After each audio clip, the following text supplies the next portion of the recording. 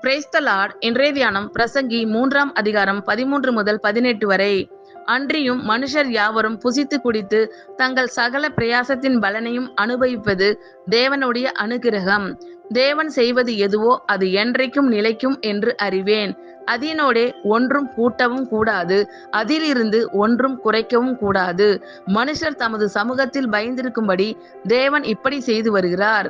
முன் நடந்ததே இப்பொழுதும் நடக்கிறது, இனி நடக்கப் போகிறதும் முன்னமே நடந்தது. நடந்ததையோ தேவன் விசாரிப்பார்.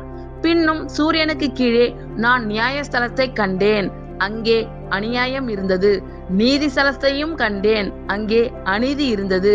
சகல எண்ணங்களையும் சகல செய்கைகளையும் நியாயம் தீர்க்கும் காலம் இனி இருக்கிறபடியால் சன்மார்க்கனையும் துன்மார்க்கனையும் தேவன் நியாயம் தீர்ப்பார் என்று என் உள்ளத்தில் எண்ணினேன்.